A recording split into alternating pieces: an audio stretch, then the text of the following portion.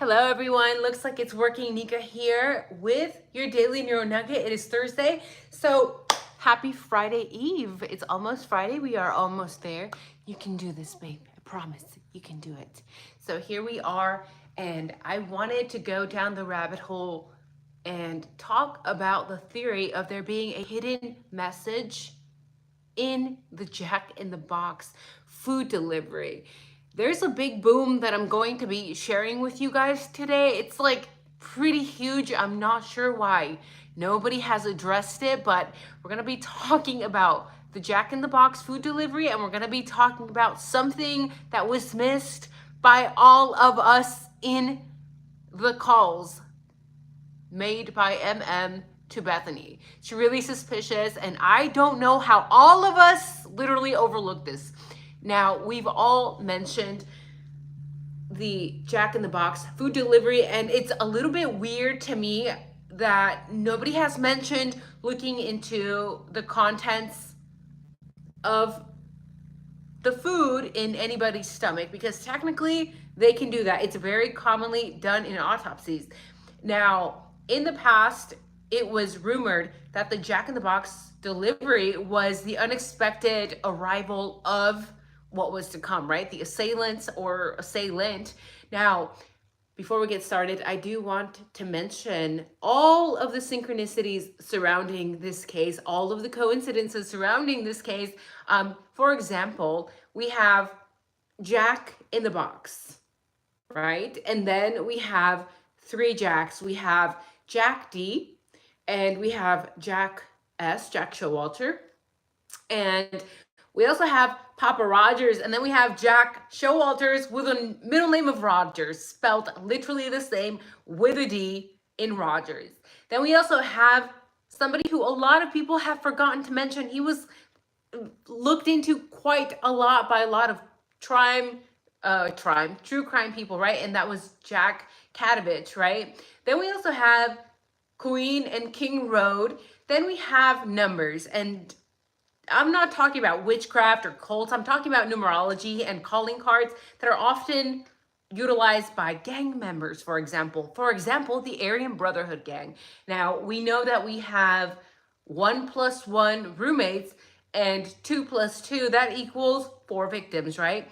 And it was also speculated in the very early days that this could potentially be some sort of cultish ritual that was similar to the Delphi case, which has the other coincidence of Eric Gower, right? And we know that Eric Gower, the private driver, his father lived extremely, extremely close, at least from what was listed on the addresses available to us.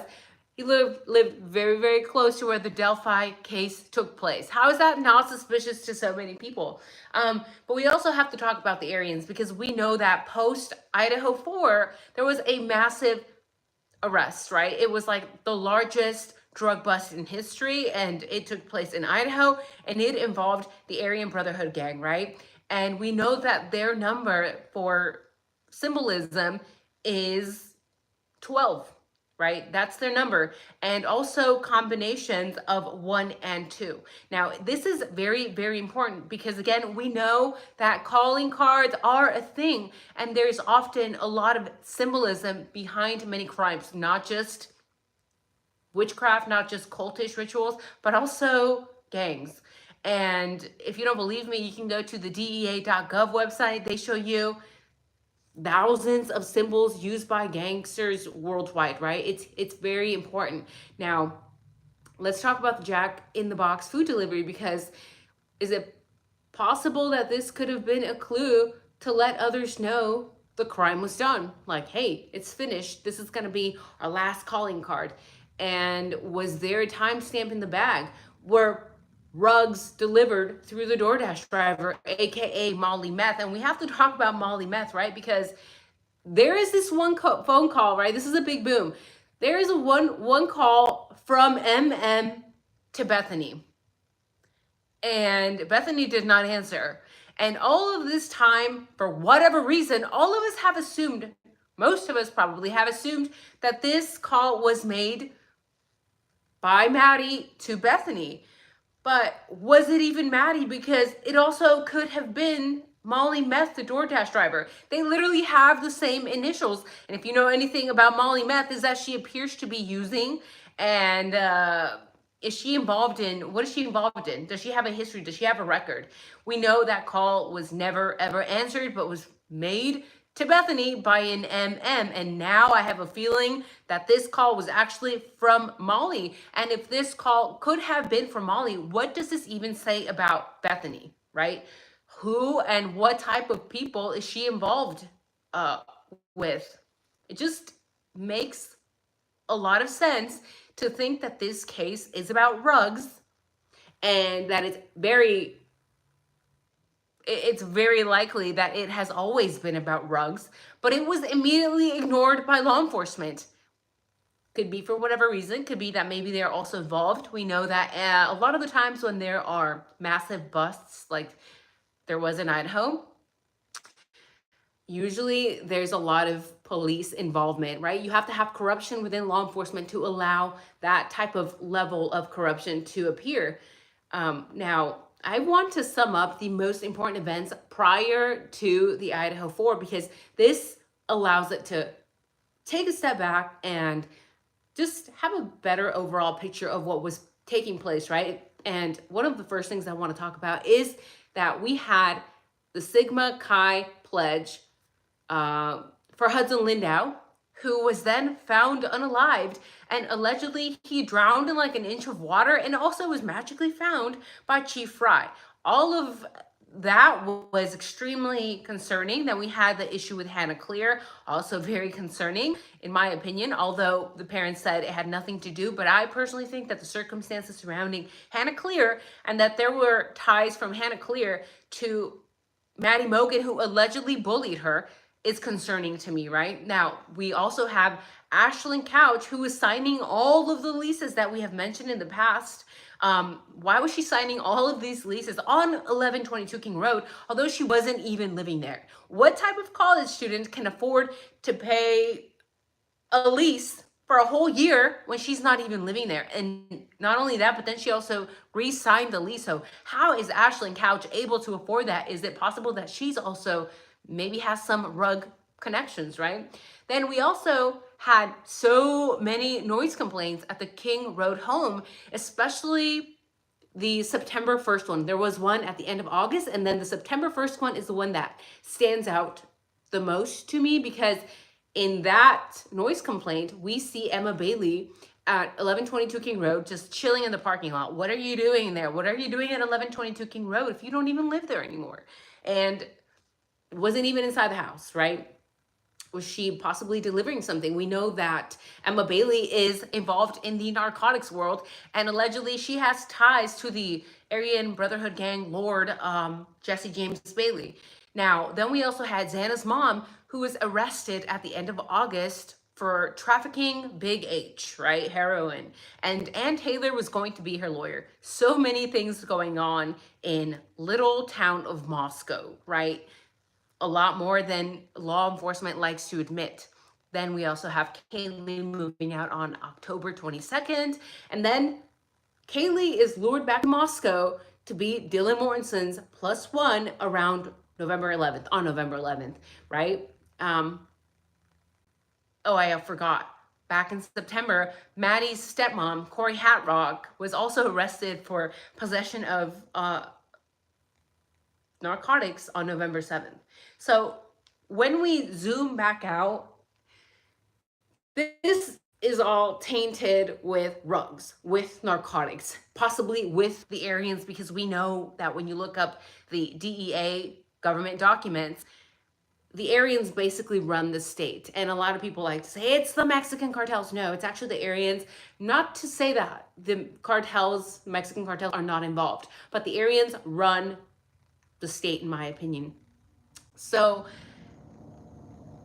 I just think this is all very strange, especially when we look at all the synchronicities surrounding the Jack in the Box food delivery at the time of its arrival. Is it possible that this was some sort of calling card?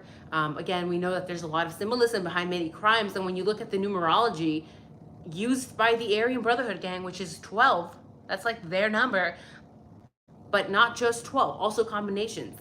And then we look at the home, it's 1122, and then we have the date that the crime was committed. There's a lot of weird things going on. So if you think that it's possible that this is most likely something to do with the Aryans, that kind of explains the numerology behind this case, as well as all the arrests that were made involving a lot of the parents of the victims. A lot of them have been past users, or dealers or traffickers. And not to say that we can't forgive them for that. Sure, we all make mistakes, but at the end of the day, we can't just ignore that, babe. We can't ignore that. And then we also have Emma Bailey that was arrested with her boyfriend, Demetrius, and had a massive charge, all for it to just be dropped.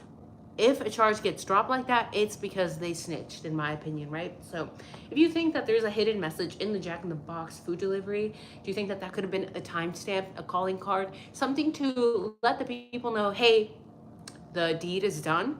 Please leave a 1. If you think that it just happens to be a coincidence, please leave a 2. So that's all I have for you guys today. It's going to be a shorter video. Before I leave, though, I do want to check the chat and see how you guys are doing. So happy Thursday, by the way. It's Thursday. I can't believe it, right?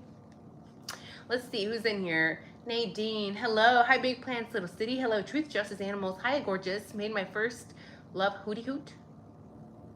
Did you mean made your first live? Oh, okay, yeah, I see your correction. Hello. Welcome, welcome. Hello, Jason. All red. I love red. It's my favorite color, probably in pink. I go back and forth. Hello, Susan. Hello, Big Plants, Little City. The whole town is sus. And when you have narcotics and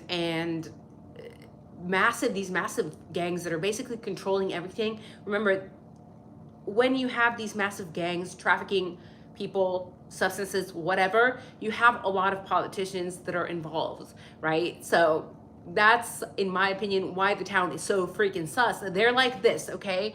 They're not different entities. A lot of the times, these politicians and law enforcement as well, unfortunately, they're like the same thing. You can't have one without the other. So that's why the whole town is sus, because they're covering each other's ass, because they know that if they throw each other under the bus, they're all screwed, right? So hello, Jason. Nadine says, like I said before, the children of the corn type of vibe. I still get that. And as time goes by, even more. Jason says, the judge rules newest to oldest count records.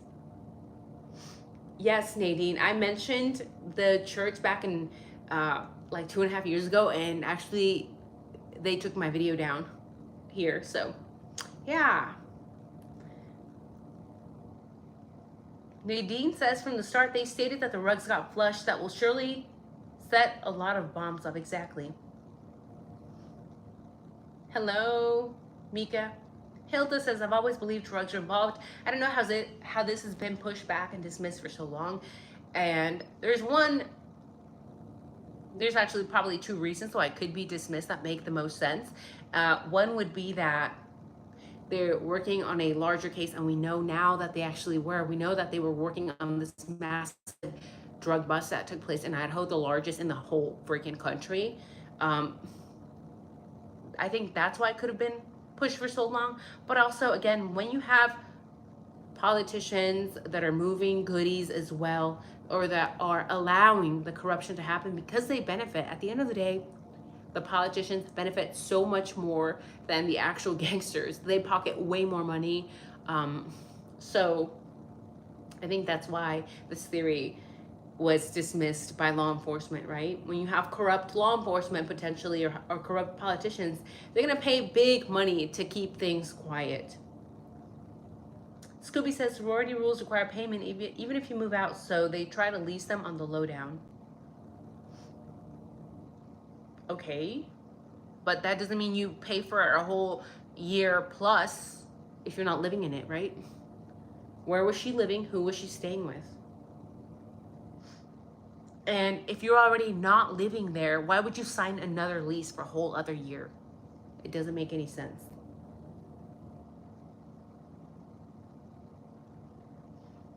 I heard about that. Hello, Lynn. I'm sorry if I missed anyone. Hello. Obaneke. Did anyone see Xana's mom on the Christian YouTube? I heard about that. I'm very curious to go watch it. I have not watched it, but I'm curious. Does it look like she's recovered? I don't know. Let me know, guys. Hello, David. Judge can change his mind. As one divided, we fall. Crypto fraudulent activity. There's a lot going on behind this case, right? There's so many people with a motivation. And don't even get me started, because when we talk about the white Elantra, we also have the white Elantra that was randomly abandoned soon after the IDAHO4 in Eugene, Oregon. And when I talk about that, when I talk about who that vehicle was allegedly traced to, my videos also get taken down, or I get magically censored. I don't even get a warning by the platform. They just get removed. That has always been very suspicious to me. And what's crazy is that when Moscow PD was asked about that abandoned white Elantra, because people were calling it in, they're like, there's a white abandoned Elantra. Like, it was almost in the middle of the road. Like, I think the windows were shattered, if I recall correctly. I don't think it had license plates. I think the license plates were also removed. But they always have the VIN, right? They can track the owner. It was abandoned in Eugene, Oregon. Okay, that is the hometown of Maddie Mogan. So this other part of me makes me wonder, well, who did Maddie know?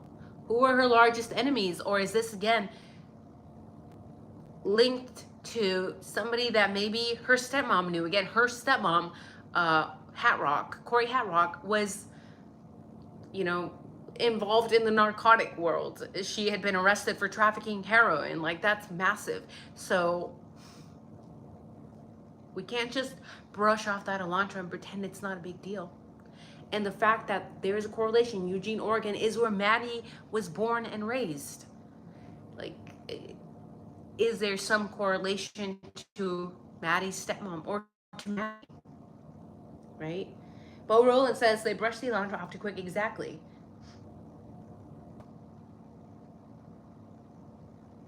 As one divided we fall says, we can't forget the rugs and guns and money pile line between the prisons and prison guards. Exactly.